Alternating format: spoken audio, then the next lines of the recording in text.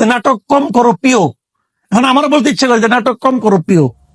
এদেশের মানুষ যত সহজে কিছু বলে না। মানে পদত্যাগের বিষয়টাকে আপনি নাটক বলছেন? অবশ্যই নাটক, অবশ্যই নাটক। উনি বলে দেখছে কি বলে। উনি আশা করছিল পরের দিন শুক্রবার আছে, শাহবাগের লোকজন চলে আসবে গান গাইতে গাইতে, যেও না সাথী। কেউ তো গান গাইতে গাইতে আসে নাই, কান্নাকাটিও হয় নাই।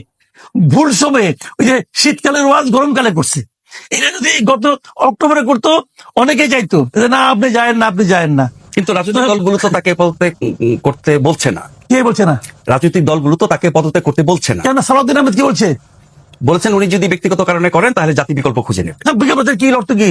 কিন্তু পক্ষ থেকে বলা হচ্ছে তারা প্রধান উপদেষ্টা পদত্যাগ চান না, তার অধীনে নির্বাচন চান। কিন্তু কথা কি হলো? ব্যক্তিগত আপনি চলবে যান, আপনি আটকে আছে কে?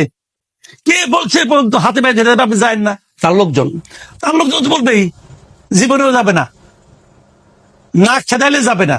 তবে কোথায় ধরে খেদাবে এর জন্য দেখা নোট করেন। আপনি যেটি বলছেন যে পদত্যাগের কথা বলার পরে আশা করা হয়েছিল যে শাহবাগের লোকজন জড়ো হবে, কিন্তু গত কয়েকদিনের মধ্যে একটি বিবৃতি নিশ্চয়ই আপনি খেয়াল করেছেন, প্রধান উপদেষ্টার দপ্তর থেকে, প্রেস উইং থেকে পাঠানো হয়েছে। সেখানে বলা হয়েছে যে দায়িত্ব পালন যদি কঠিন করা হয়, বাধা বিপত্তি আসে, তাহলে জনগণকে সাথে নিয়ে মোকাবেলা করবে। এই ধরনের বক্তব্য আমরা মানে মাঠে ঘাটে রাজনীতিবিদদের মুখে শুনি। সরকারের এরকম বিবৃতি কি তাৎপর্য বহন করে? এটা হলো জানেন, তারা পুরোনো রাস্তায় হাঁটতেছে। এই বিবৃতিতে একটা কথা বলছে, যদি এরকম বাধাগ্রস্ত হয়, যদি মানে আপনার ওই ফ্যাসিস্ট সরকারের সহজ দোসররা এবং বিদেশি মানে শক্তির যারা নাকি এখানে যারা নাকি দোসর আছে, তারা যদি প্রতিবন্ধকতা তৈরি করে, তাহলে তারা জনগণের সামনে সব সত্য প্রকাশ করে জনগণকে সব আনাবে। এই তো বলছে।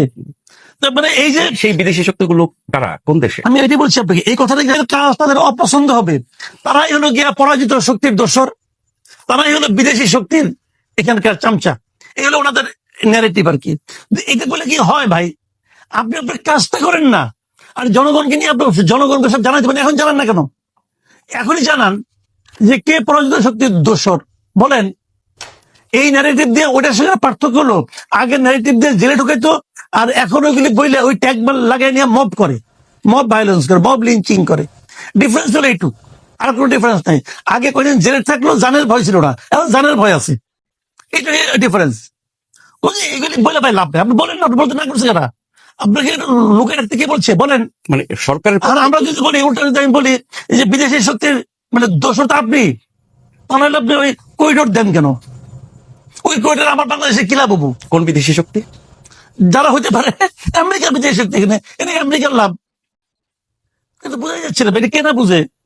ওইটা বলা যত মন খারাপ হয়ে গেছে, ওটা যখন আর্মি থেকে বলা হয়েছে তখন খুব মন খারাপ হয়ে গেছে। তারপরে শুরু হয়েছে এই সমস্ত নাটক। যে মূল কি প্ল্যান নিয়ে আসলাম, সেই প্ল্যানের মধ্যে হাত দিয়ে দিল। এই তো হলো।